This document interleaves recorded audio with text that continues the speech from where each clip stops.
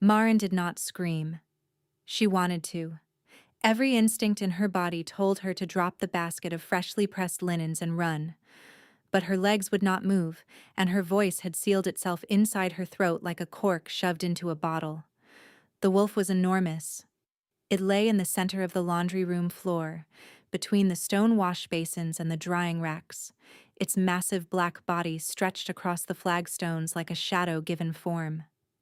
Its fur was darker than ink, darker than the space between stars, and each breath it took made its ribcage expand in slow, heavy waves that Maren could feel vibrating through the soles of her shoes. This was not a stray. This was not some forest animal that had wandered through an open gate. This was the Alpha King's wolf. Everyone in Dunhallow Keep knew what King Soren Vaeth looked like in his shifted form.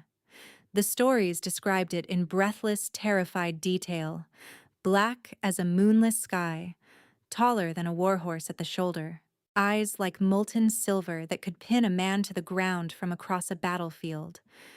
The wolf that had torn through the Ashenmoor campaign and emerged victorious and utterly silent. That wolf was currently asleep on a pile of someone's laundry. Maren's hands trembled around the linen basket. She should leave. She should back out slowly and pretend she had never opened this door. She should find the head housekeeper and report this immediately. She should do anything other than what she was currently doing, which was standing frozen in a doorway staring at the most dangerous creature in the known world while it napped beside the soap barrels. Then she saw the girl, curled against the wolf's side, tucked into the curve of its massive body like a child nestled against a sleeping parent, was a young woman. Her dark hair fanned across the wolf's fur.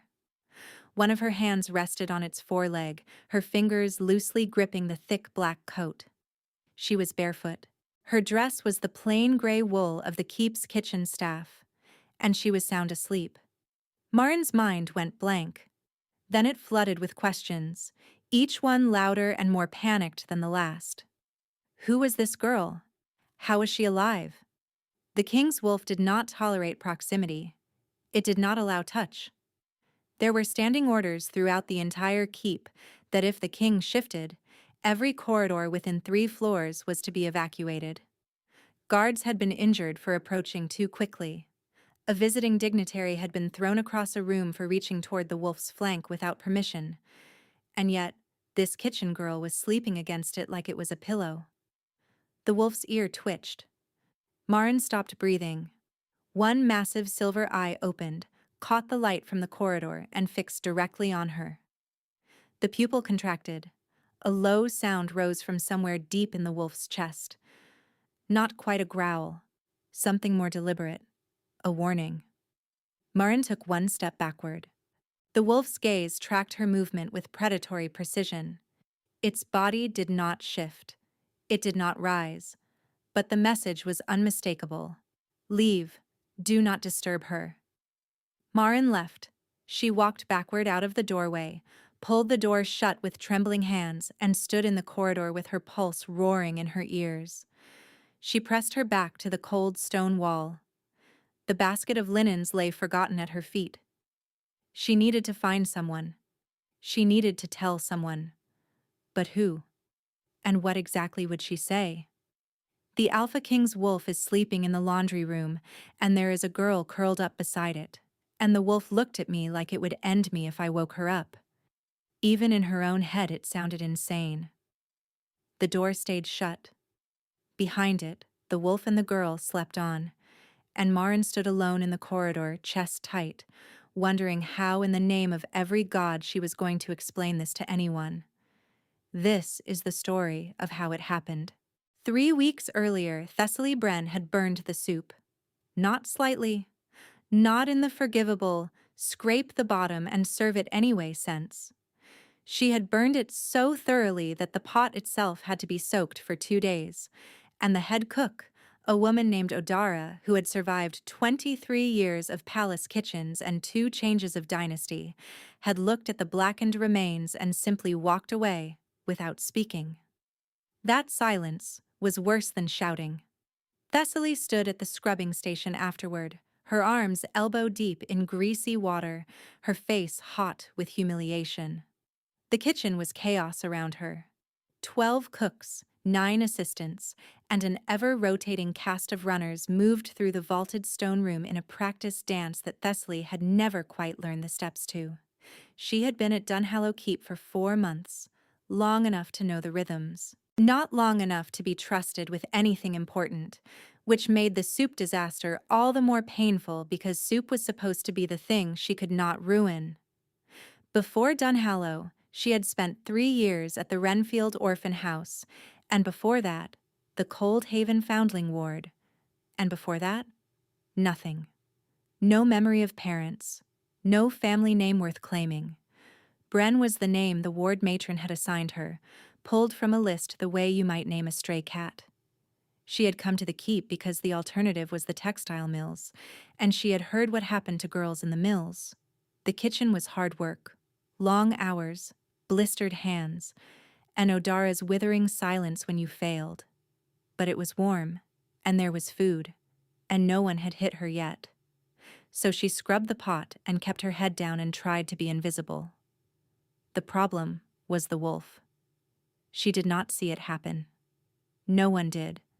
Not the first time. But she heard it. It was past midnight.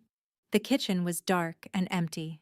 Thessaly had stayed late to finish the pots Odara had assigned as punishment, and she was sitting on the stone floor beside the cooling ovens, too tired to climb the 4 flights to the servants' quarters, her back against the warm brick. The sound came from the corridor, a scraping, heavy, rhythmic, claws on stone. Thessaly's body went rigid. She pressed herself deeper into the shadow beside the ovens and held her breath.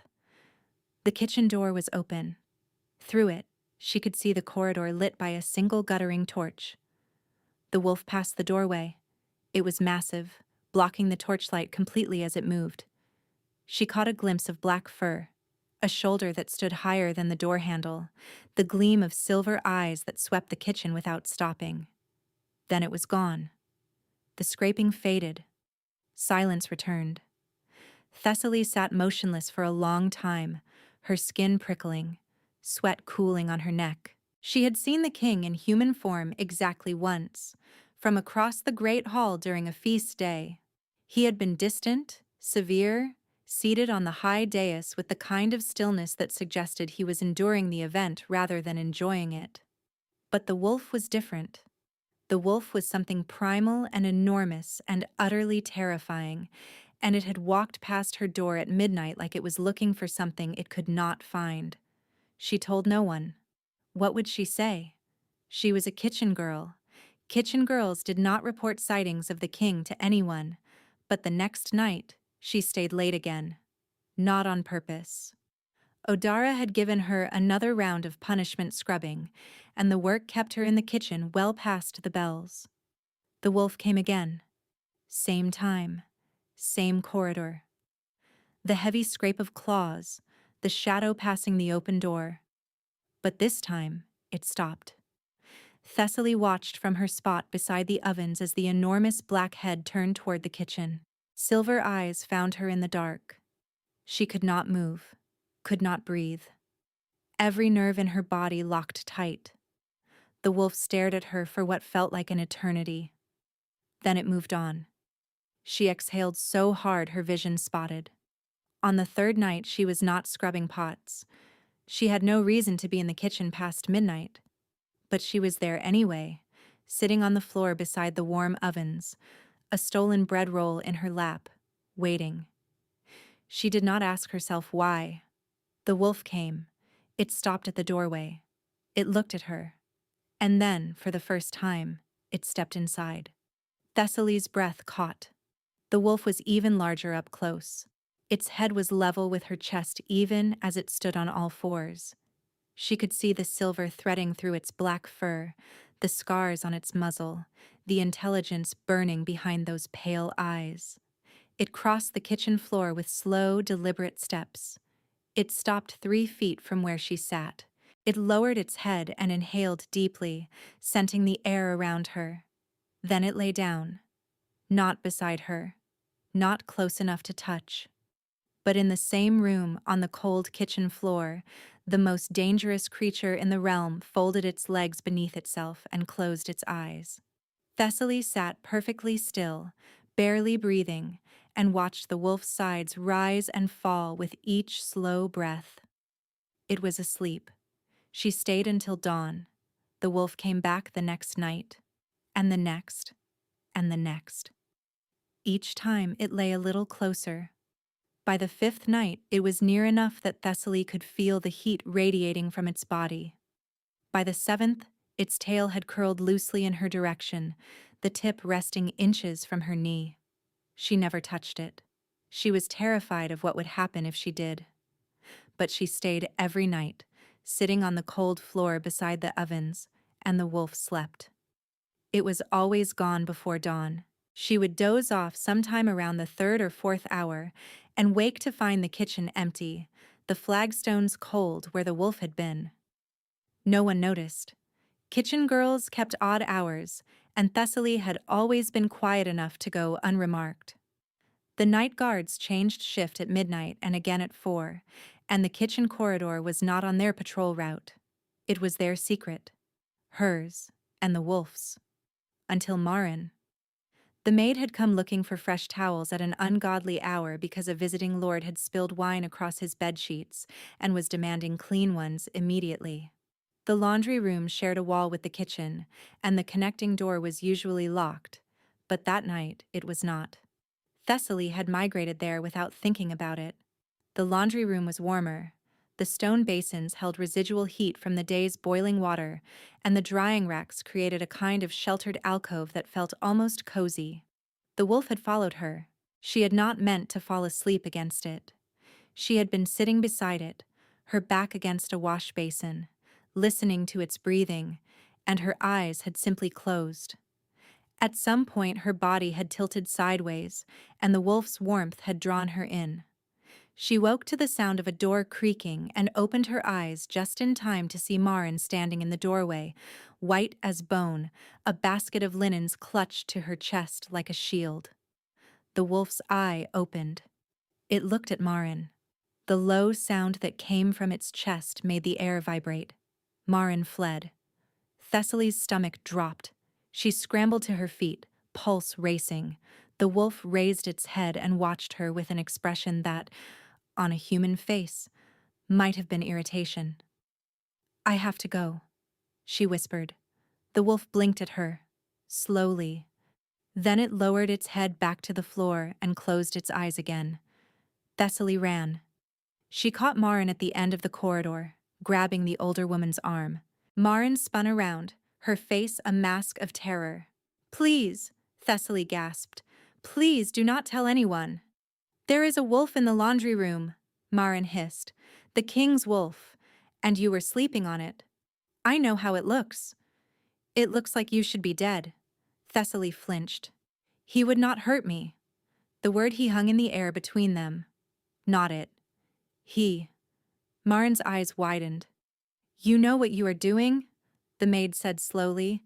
"You have done this before." "Please," Thessaly repeated. "Just forget what you saw." Marin stared at her for a long moment. Then she pulled her arm free, picked up her basket of linens from where she had dropped them, and walked away without another word. Thessaly leaned against the wall and pressed her hands to her face. Her secret was out. By morning, the whole keep would know. She would be dragged before the head housekeeper, or worse, before Caldris, the king's steward. She would be thrown out, or locked up, or executed for trespassing in the king's shifted presence. She barely slept that night. But morning came, and no one summoned her. Noon passed. Then the afternoon. Odara barked orders as usual. The kitchen hummed its familiar rhythm. No guards appeared at the door. Marin had said nothing. The relief lasted exactly 3 hours until a tall man with a close-cropped beard and calm, measuring eyes appeared in the kitchen doorway and asked to speak with Thessaly Bren. Caldris, the king's steward. Thessaly's blood turned to ice. "Walk with me," Caldris said. It was not a request. They walked in silence through corridors Thessaly had never entered. The steward moved with the unhurried precision of a man who never wasted a step. He did not look at her. He did not speak until they reached a small chamber on the second floor, with a window overlooking the inner courtyard. "Sit," he said. She sat. Her hands were shaking. Caldrus remained standing, his back to the window, his face unreadable. "The maid did not tell me," he said. "If that is what you are wondering, she did not need to. The king told me himself." Thessaly felt the ground shift beneath her. "The king?" "He remembers everything that happens in shifted form," Caldrus said. "Every night, every visit to the kitchen, every hour you sat beside him on the floor." The room tilted. Thessaly gripped the edges of her chair. "He knows who you are," Caldrus continued. "He has known since the second night." "Then why?" Thessaly started, her voice barely a whisper. "Why did he keep coming back?" Caldrus was quiet for a long moment. His expression did not change, but something shifted behind his eyes. Something that looked almost like worry. "Because you are the only person in this keep," he said, "who has ever made the wolf sleep." The words settled over Thessaly like a net, heavy and inescapable. "I do not understand," she said. Caldrus pulled a chair from the corner and sat across from her. The formality in his posture eased slightly, and what replaced it was not warmth exactly, but the careful gravity of a man about to share something he had been carrying alone for too long. "What I am about to tell you does not leave this room," he said. Thessaly nodded, her throat tight. "The king has not slept in 14 months, Caldrus said.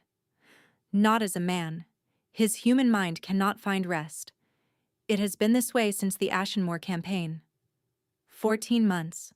Thessaly's mind reeled. That was not possible. Even a shifter, even an alpha with the kind of endurance legends were built from, could not survive more than a year without sleep. The body would fail. The mind would fracture. "He shifts at night because the wolf's instincts can override what his conscious mind cannot," Caldrus continued. "In wolf form, he can achieve something close to rest, a kind of half-sleep, shallow and broken. It keeps him alive, barely. But it is not true sleep. He wakes exhausted every morning. It has been getting worse." Thessaly thought of the wolf's eyes that first night in the kitchen, the weariness in them, the way it had looked at her like she was an answer to a question it had been asking for a very long time. "The healers have tried everything," Caldrus said. "Sedatives, sleeping drafts, enchanted tinctures, a priestess from the Northern Territories who claimed she could sing a wolf to sleep. Nothing worked. He would close his eyes, and within minutes, something would drag him back." "But he slept beside me," Thessaly whispered. "For hours." "Yes," Caldrus said. The single word carried more weight than anything he had said so far. Silence stretched between them. Thessaly could hear her own pulse in her ears. "What do you want from me?" she asked. "I want to know if you would be willing to continue," Caldrus said. "Under more controlled circumstances." "You want me to sleep near the king?" Thessaly said, the words feeling strange in her mouth. "Near the wolf," Caldrus corrected. "In a designated room within the royal wing. Supervised. Discreet. The king would arrive in shifted form. You would be present. That is all." "That is all?" As if any of this was simple. As if a kitchen girl sleeping beside the Alpha King's wolf in the royal wing was something that could be described with the words "that is all." "Does the king agree to this?" she asked. Caldrus paused, and for the first time, his composure showed a hairline crack. "The king is resistant," he admitted. "He does not wish to depend on anyone. He has refused every accommodation I have proposed for the past year." "Then how?" Thessaly started. "I have not told him about this proposal yet," Caldrus said. Thessaly stared at him. "I am asking you first," the steward continued, Because if you say no, there is nothing to tell him. But if you say yes, I believe I can convince him. How? By telling him the truth, that his steward found someone who can help, and that she is willing. Thessaly's chest tightened. She thought of the wolf lying on the cold kitchen floor, its breath slow and steady, the tension finally gone from its massive frame. She thought of the scars on its muzzle. She thought of how it had looked at Marin with that low, vibrating warning, not to protect itself, but to keep her from being disturbed. Yes, she said, I will do it. Caldress nodded. No smile, no warmth. Just the brisk efficiency of a man who had gotten what he needed and was already planning his next move. Tonight, he said, I will send a guard at sundown. He stood and moved toward the door, then stopped. One more thing, he said without turning around. The wolf is the king. You understand that. I know, Thessaly said. Then you also understand that when he shifts back, he will remember everything. Every word you speak, every time you touch his fur, every breath you take beside him. The heat that flooded Thessaly's face was instant and ferocious. She had been scratching behind his ears last Tuesday. Understood, she managed. Caldress left. Thessaly sat alone in the empty chamber, her pulse roaring, and realized with dawning horror that she had been petting the Alpha King for a week, and he had felt every single second of it. That evening, a guard arrived at the kitchen door precisely at sundown. He was young, barely older than Thessaly, and he looked profoundly uncomfortable with his assignment. Miss Bren, he said, I am to escort you to the East Wing. The walk was long and silent. The corridors changed as they moved deeper into the palace. The stone walls grew smoother, the torches brighter, the tapestries richer. The air smelled different here, beeswax and cedar and something else, something warm and deep that she recognized instinctively. Him. The room they brought her to was not the king's bedchamber. It was a smaller room adjacent to it, a study or sitting room that had been hastily cleared. The furniture had been pushed to the walls. A thick pallet of blankets and furs had been laid across the floor, large enough for something very big to lie on. A second, smaller pallet sat a few feet away. A pillow, a wool blanket, a candle on a low table. Thessaly knelt beside it and pressed her hand flat against the blanket. Her fingers were trembling. A door opened on the far side of the room. Not the door she had entered through. A private door, connecting to the king's chambers. The wolf stepped through. In the kitchen, by candlelight, it had been terrifying. Here, in this smaller room, with proper lamplight, it was something else entirely. The wolf filled the space the way a storm fills a valley. Its head swung toward her, and those silver eyes locked onto hers with an intensity that made her breath stutter. It knew her.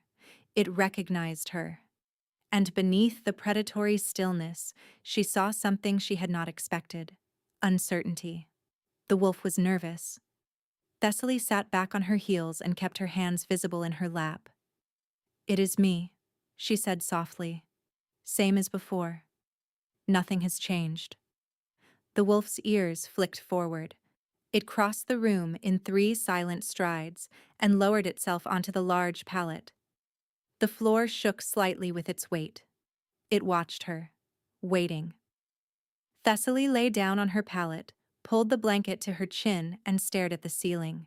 Her heart was hammering so loudly she was certain the wolf could hear it. Minutes passed.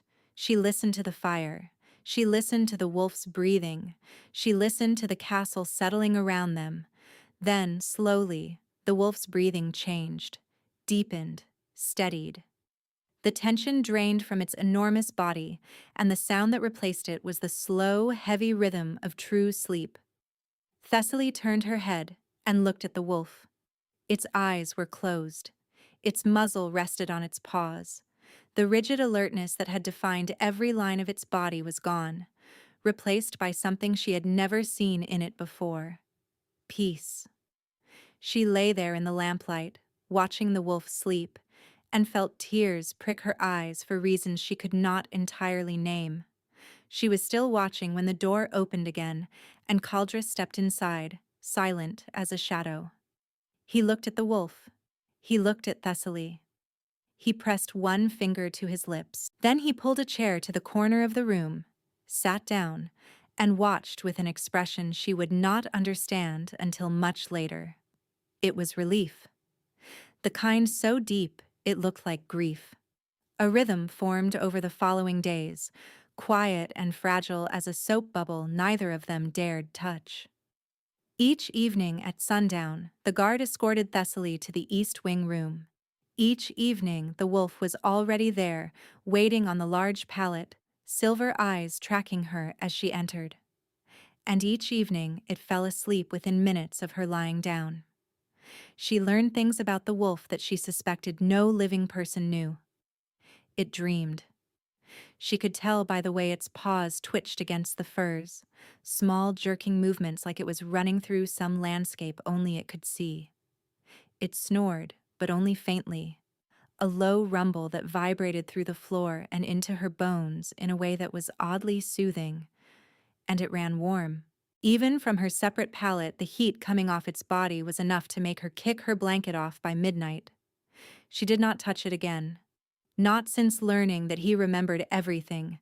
The thought of the king lying awake in his human form, cataloging every time her fingers had run through his fur, every absent-minded scratch behind his ears, every time she had whispered "good night" to a wolf that was fully, consciously him, made her want to crawl under the floorboards and never emerge.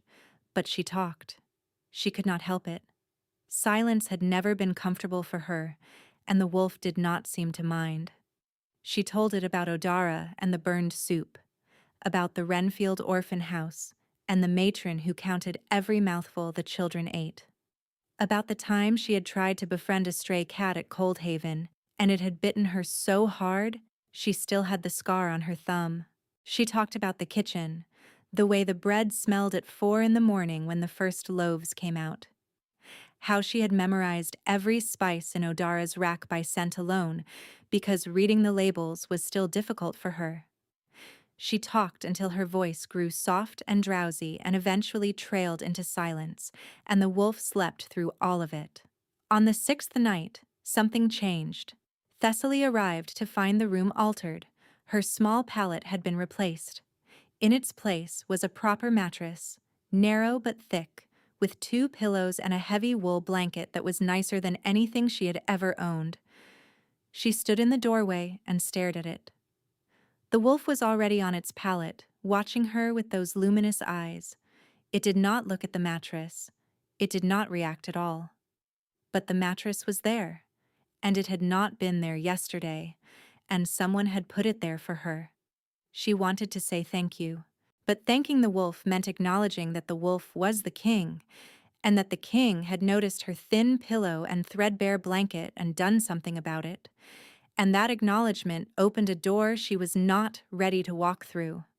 So instead she said, "Someone has excellent taste in bedding." The wolf's ear twitched. Thessaly lay down on the new mattress and nearly groaned. It was absurdly comfortable. She pressed her face into the pillow and felt something unclench in her chest that she had not realized was tight. "This is the nicest thing anyone has ever done for me," she said into the pillow, her voice muffled. "And I am saying that to a room that is definitely empty and contains no one who can hear me." The wolf made a sound, a low huff through its nose. If she did not know better, she would have sworn it was laughing. She fell asleep, smiling.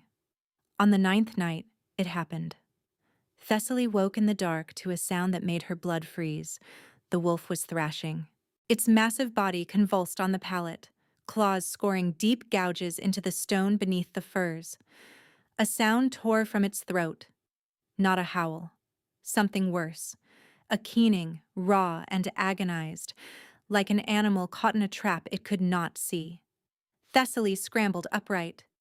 "Soren!" she gasped, using his name without thinking, the name she had never spoken aloud before. The wolf's body arched, its legs rigid, its muzzle pulled back to expose teeth the length of her fingers. The keening grew louder, filling the room, reverberating off the stone walls until the air itself seemed to vibrate with pain. She should not touch it. Every rational thought told her this. A wolf in the grip of a nightmare could lash out without waking, without meaning to, without ever knowing what its jaws had done. Thessaly reached out and pressed her hand flat against the wolf's side. The fur was coarse and hot beneath her palm. She could feel the muscles locked rigid beneath the skin, feel the massive body straining against something invisible. The wolf went still, not calm, not peaceful, just frozen, like a held breath. Then the world fell away. Thessaly was standing in a burned field. The sky was the color of old bruises, purple and yellow and sick. The air tasted of char and copper. All around her, the ground was scorched black, and from the blackened earth rose shapes. Not trees, not buildings, pillars of twisted iron and bone, reaching toward the poisoned sky like the fingers of something buried alive and trying to claw its way out. "What is this place?" she whispered. A howl split the air, distant, then closer, then everywhere at once, bouncing off the iron pillars until she could not tell where it came from. The wolf stood 20 paces ahead, its head low, its body rigid, staring into the burned landscape. "Soren," she called. The wolf did not turn. Something moved between the pillars. Shapes. Dozens of them, hundreds, pouring through the scorched field like smoke given legs. Wolves, but not right. Their bodies were wrong, too thin, too long, their eyes empty hollows that reflected nothing. Thessaly grabbed the wolf's fur with both hands and pulled with everything she had. She gasped awake on her mattress, her hands clutching empty air, her chest heaving. The wolf lay beside her on its pallet, its breathing steady, its body relaxed, asleep, peaceful, as if nothing had happened. Thessaly pressed her shaking hands to her face and tried to breathe. The taste of char lingered on her tongue. She went straight to the infirmary at first light. The keep's head healer was a woman named Ivara, tall and sharp-featured with iron-gray hair pulled back in a knot so tight it seemed to tug her eyebrows upward in a permanent expression of skepticism. She was Thessaly's only real ally in the keep, the woman who had found her shivering outside the kitchen on her first day and brought her tea and dry socks without being asked. Thessaly told her everything. The wolf, the nights in the East Wing, Caldrus, the new mattress, and the nightmare, the burned field, the iron pillars, the hollow-eyed wolves pouring through the dark. Ivara listened without interrupting.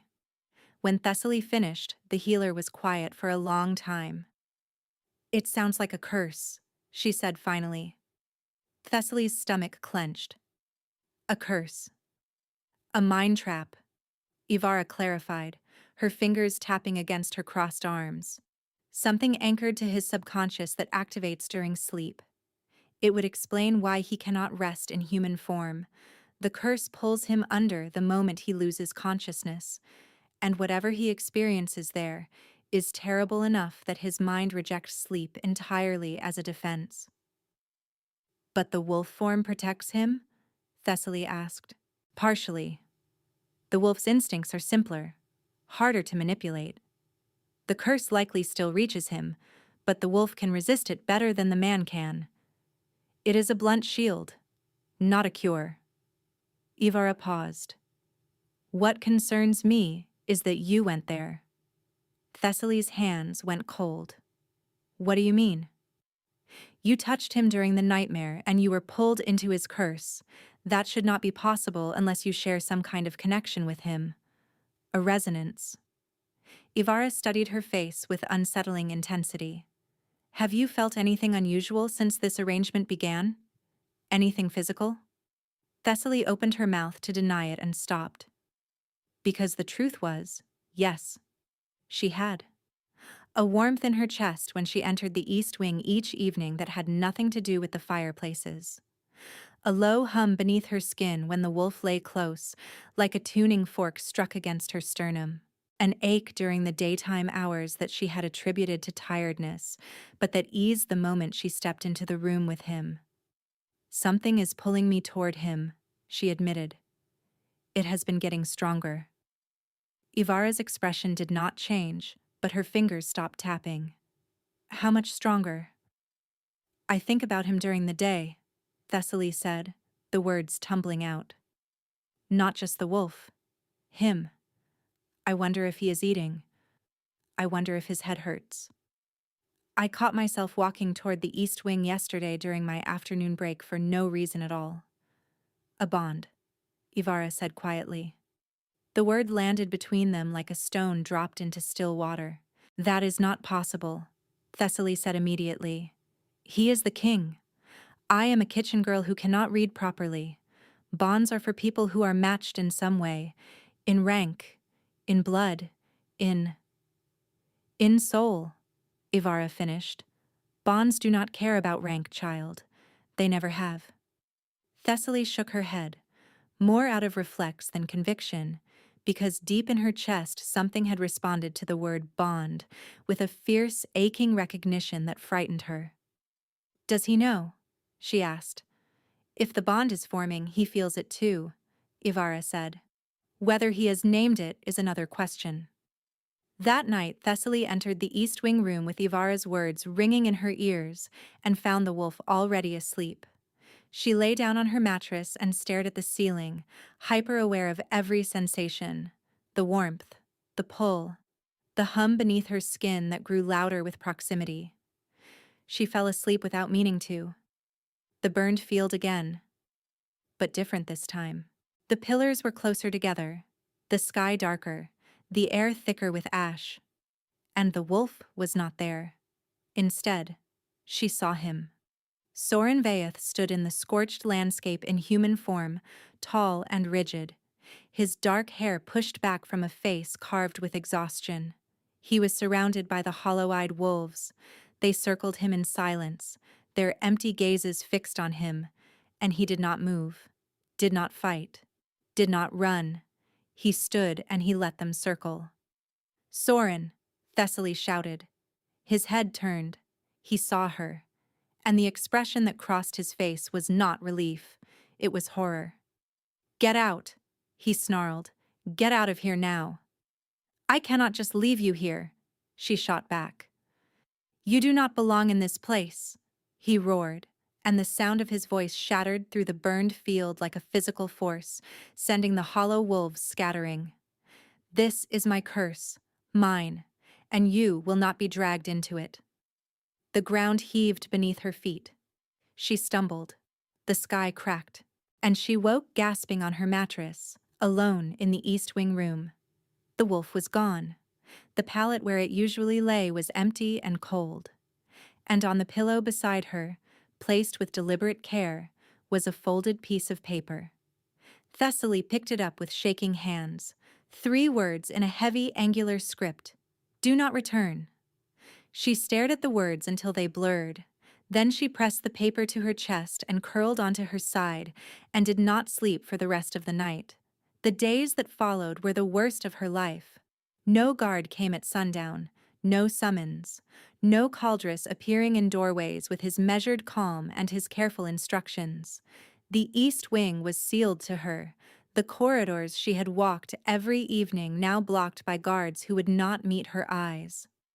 The ache in her chest, the one she had been ignoring, the one she had attributed to fatigue and stress and anything other than what it actually was, grew teeth. It gnawed at her during the day, a constant low-grade pain beneath her breastbone that made it hard to draw a full breath. Her appetite vanished. Her hands shook when she tried to chop vegetables. The kitchen blurred at the edges. On the 3rd day, Odara pulled her aside. "You look like death," the head cook said bluntly. "Eat something or go to the infirmary. I will not have you collapsing in my kitchen." On the 4th day, Thessaly dropped a pot of boiling water and barely felt it splash across her ankles. Odara sent her to Ivara, who took one look at her and made her sit down. "The bond is pulling," Ivara said. "Your body is reacting to the separation." "He does not want me there," Thessaly whispered. "What he wants and what he needs are clearly at war with each other," Ivara replied. "But you should know this, child. If the bond continues to form and he continues to resist it, the strain will destroy him. And if his curse kills him?" Ivara paused, her voice gentler than Thessaly had ever heard it. "An incomplete bond does not simply dissolve, it tears, and it may take you with it." Thessaly stared at her. "Are you saying I could die?" Ivara did not answer, which was an answer in itself. On the 5th day of separation, Thessaly was carrying a tray of bread rolls to the great hall when she saw him. King Sorin Vaeth stood at the far end of the corridor, speaking with 2 advisors. He was 30 paces away, too distant for her to hear his words, but close enough to see the devastation written across his body. The hollows beneath his eyes had deepened into dark crescents. His cheekbones stood out sharper than she remembered. He held himself with the rigid control of a man using willpower alone to stay upright, and even from this distance, she could see the faint tremor in his hands. He had not been sleeping.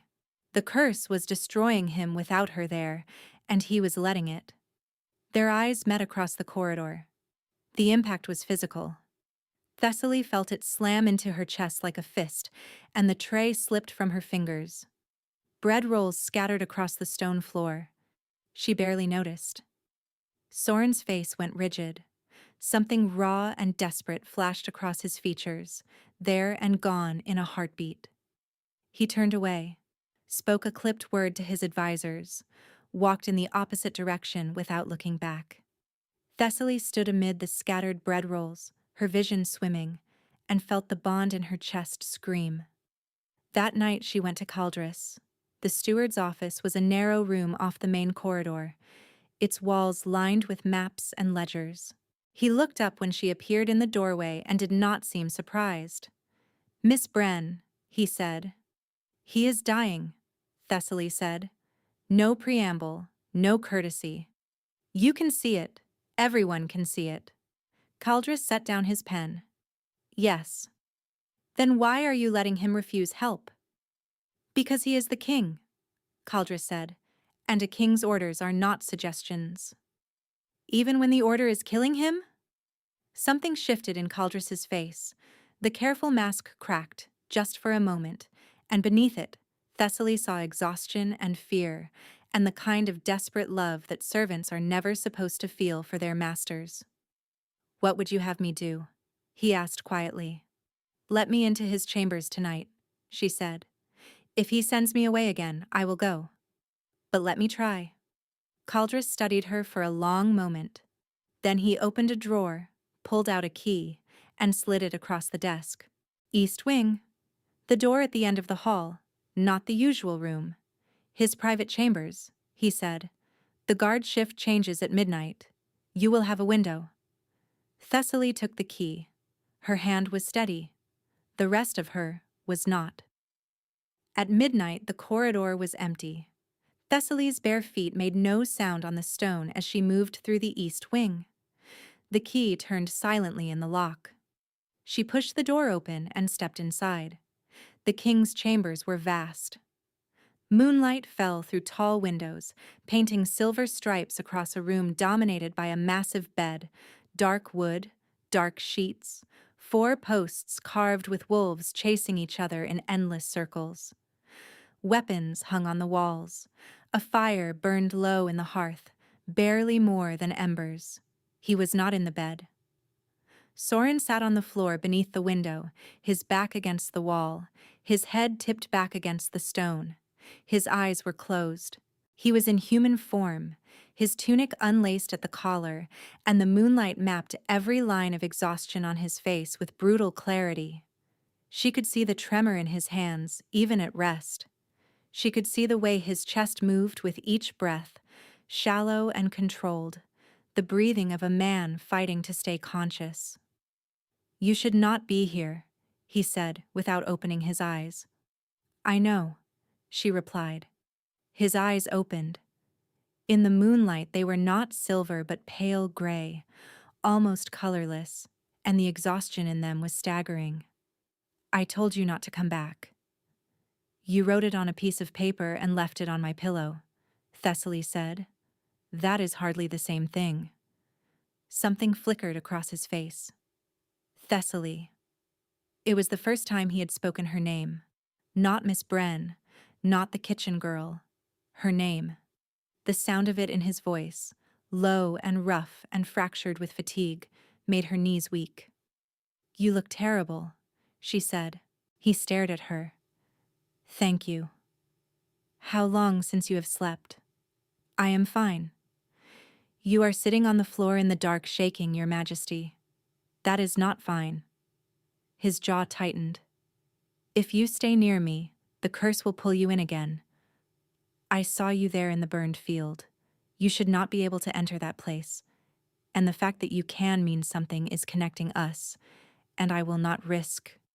A bond, Thessaly said. The silence that followed was absolute. I know what it is, she continued, her voice steadier than she felt. Ivara told me. And you know too. You have felt it. That is why you pushed me away. Not just because of the curse, but because you are terrified that the bond is real and that it ties you to a foundling kitchen girl with no name and no family and nothing to offer a king. His face crumpled. It was a small movement, a tightening around his eyes, a fracture in the set of his mouth, but on a face that controlled it was devastating. That is not why, he said. His voice was barely audible. Then why? Because if the bond is real, he said, each word dragged out like it cost him something vital. And the curse takes me, it will take you too. And I would rather die alone than drag you into that place with me. Thessaly crossed the room. She knelt in front of him on the cold stone floor, close enough to feel the heat coming off his skin, close enough to see the way his pupils dilated when she leaned in. You do not get to make that choice for me, she said. He reached for her. His hand cupped the back of her neck, trembling, his fingers sliding into her hair. He pulled her forehead against his, and she felt his breath ragged against her lips. I have not slept in 5 days, he whispered. I can hear the burned field. It is always there, just behind my eyes, waiting. Then close your eyes, Thessaly murmured. I am right here. His hand tightened in her hair. His breathing hitched. Then he kissed her. It was not gentle. It was desperate, overwhelming, the kiss of a man who had been drowning and had finally broken the surface.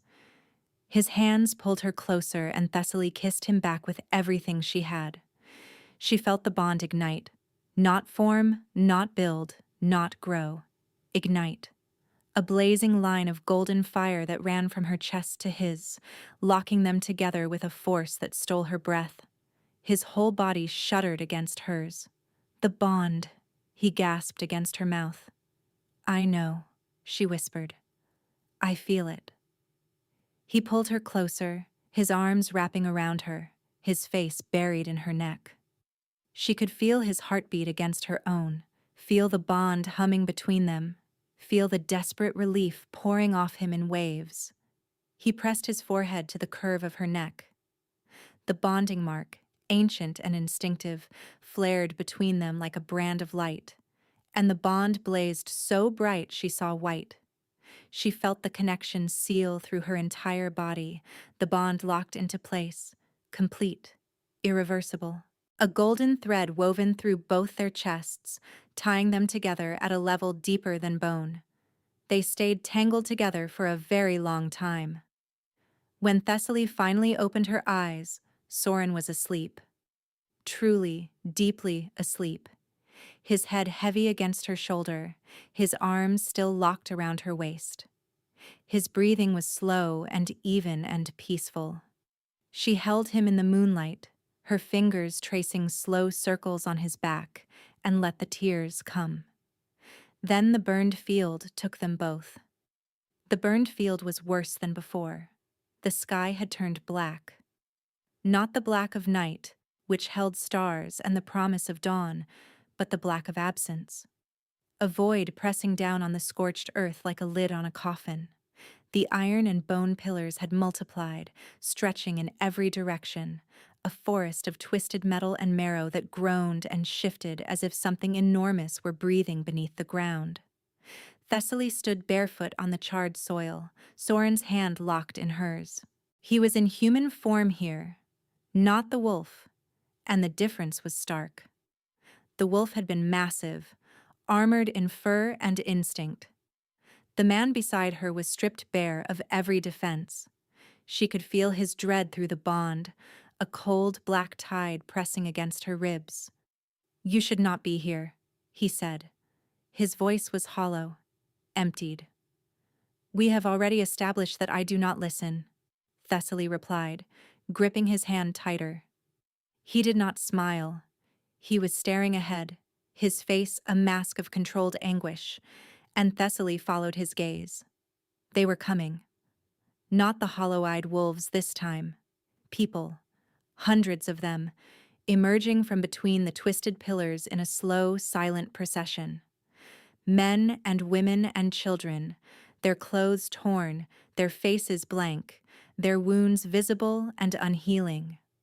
They formed a circle around Soren and Thessaly, tightening like a noose, and the silence they brought with them was the loudest thing Thessaly had ever heard.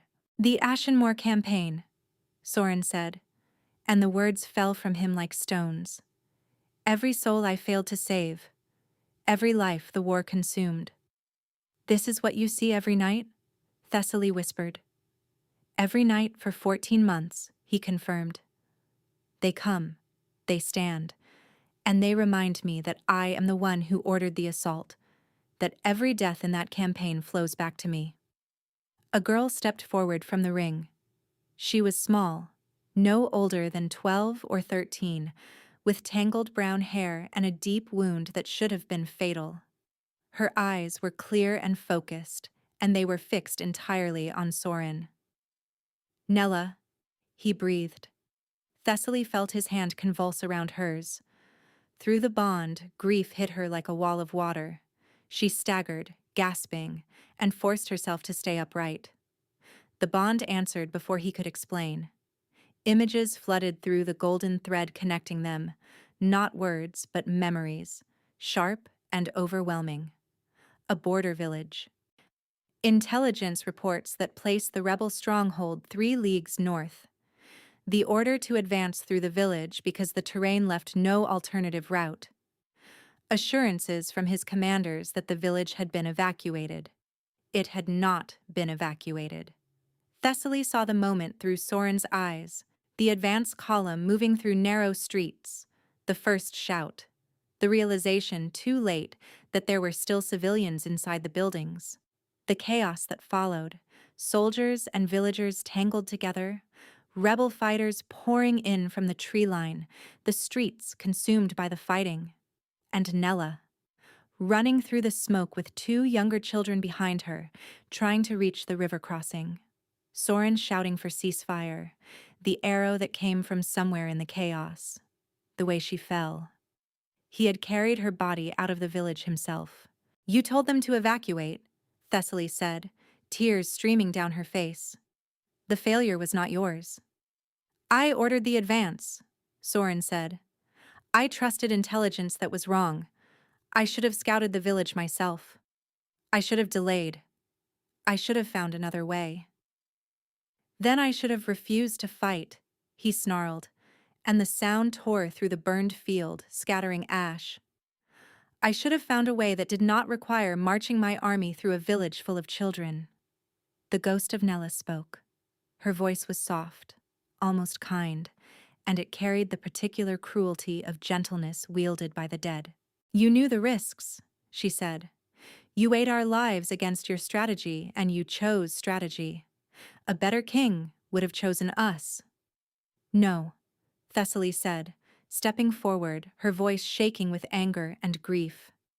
"No, that is not true, and you know it is not true because you are not real." You are not Nella. You are his guilt wearing her face. The girl's expression did not change. Does that matter? The guilt is real. The dead are real. The dead are gone, Thessaly said, and the words hurt to speak because they were true, and because truth was sometimes the cruelest thing of all. They are gone, and he has been punishing himself for 14 months in this place because he believes he deserves it. But he does not. She turned to Soren. He was on his knees, his head bowed, his shoulders shaking. Through the bond, she felt the full weight of what he carried, not just the guilt, but the exhaustion of it. 14 months of being told by his own mind that he was not enough, had never been enough, would never be enough. She knelt beside him and took his face in her hands, forcing him to look at her. "Listen to me," she said. "You ordered that advance because every other option meant more death, not less. You fought that war because Ashenmore was slaughtering innocent people on your borders, and no one else would stop them. Nella died, and it was a tragedy, and you will carry it for the rest of your life. But carrying it and being crushed by it are not the same thing." "I hear them every night," he whispered. "Every night they tell me I failed." "And every night you believe them," she said. "That is why the curse is winning. Not because the magic is strong, but because you agree with it. You feed it your guilt and it grows, and it will keep growing until it kills you." His eyes found hers. Raw, stripped. The king, the wolf, the warlord. All of it peeled back to expose the man underneath, and the man was terrified. "Nella's death was not your fault," Thessaly said, her thumbs wiping the tears from his cheeks. "It was the fault of a war that should never have happened, started by a man who chose violence over peace. You did not start it. You ended it. And the cost of ending it broke your heart. And that is not weakness. That is proof that you cared." She pressed her forehead against his. "I was abandoned as an infant," she said softly. "Left on the steps of a foundling ward with nothing. No name, no note, no reason. And for years I believed I deserved it. That there was something wrong with me that made me unworthy of being kept." Her voice cracked. "But that is a lie I told myself because the truth was too hard. The truth is that someone else made a terrible choice, and I suffered for it. And it was not my fault. It was never my fault." She pulled back and looked at him. "And this is not yours. Not all of it. You can grieve them without drowning in them. You can honor them without letting their ghosts eat you alive." Soren stared at her. The bond between them blazed golden and fierce, and through it Thessaly felt something shift. A crack in the wall he had built around his grief. Small, fragile, but real. He turned to face the ghost of Nella. "I am sorry," he said. "I am sorry I could not protect you. I am sorry the war reached your door. I will carry your memory for the rest of my life, but I will not let it destroy me." He paused, his voice breaking. "I am choosing to live." The silence that followed was immense. Then Nella's ghost tilted her head. Something changed in her expression. The blankness softened. The accusation faded. And what remained was something so gentle it made Thessaly's chest ache. The girl nodded. Once, small and quiet and final. Then she dissolved. Not into fog, not into darkness, but into light. A single bright flare that spread outward through the circle of dead, touching each figure as it passed. One by one they came undone, their wounds closed, their faces cleared, and they let go. The iron pillars crumbled, the black sky cracked, and through the cracks poured light, warm and golden and impossibly bright. The scorched earth beneath their knees began to soften, blackened soil giving way to new growth, green shoots pushing through the ash. Soren collapsed into Thessaly's arms. She caught him, held him, felt the 14 months of grief finally break open and pour out of him in great, wrenching sobs that shook them both. She wrapped her arms around him and did not let go. "I have you," she whispered. "I have you." The burned field dissolved around them. The golden light swelled until it swallowed everything. Thessaly woke in his bed, in his arms, in the first pale light of dawn. Soren was already awake, watching her with silver-gray eyes that were clear for the first time since she had known him. The shadows beneath them were still there, but the hollow, haunted darkness behind them was gone. He touched her face. His hand was steady. No tremor. "It is quiet," he said, and his voice held a kind of wonder she had never heard from him before. "The burned field. It is gone." Thessaly smiled through her tears. "Good."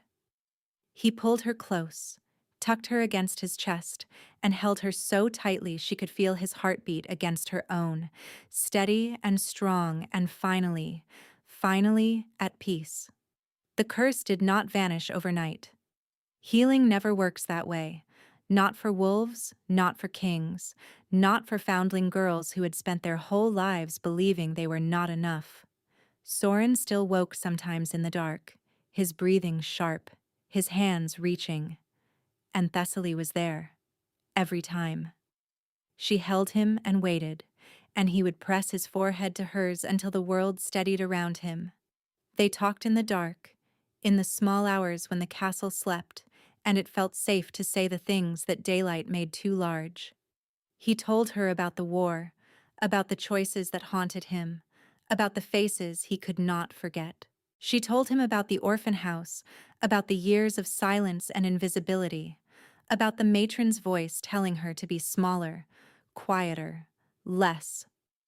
"You are the loudest person I have ever met," Soren told her one night, and the warmth in his voice made her laugh so hard she woke the guard outside the door. The court's reaction was predictable. A foundling, a kitchen girl, the Alpha King's mate. The whispers were relentless, sharp as knives and twice as deliberate. Thessaly heard them in the corridors, in the great hall, in the careful silences that fell whenever she entered a room. But Soren was immovable. When a visiting lord made a remark about the queen's origins within earshot, Soren did not raise his voice. He simply looked at the man with those pale silver eyes and said, "She saved my life. What have you done?" The lord did not make another remark. Caldrus, in his quiet way, became her fiercest protector. He ensured that her place in the keep was unassailable, not through declarations or decrees, but through the steady, methodical work of a man who understood that power lived in details. Her name appeared on official documents. Her seat was placed beside the king's at every table. Her authority in the household was established not with fanfare, but with the quiet certainty of stone being laid, one block at a time. Odara never once acknowledged the change in Thessaly's status. She still barked orders when Thessaly visited the kitchen, still critiqued her knife work, still made her scrub a pot if she burned something. It was the kindest thing anyone did for her. Months passed. The nightmares grew quieter. Some nights there were none at all. Soren slept deeply, his body finally remembering what rest felt like, and in the mornings, he woke slowly, peacefully, with his mate beside him. One morning, Thessaly woke before him. She lay still, watching the early light move across his face, and thought about the girl who had sat on a cold kitchen floor beside a wolf she should have been terrified of.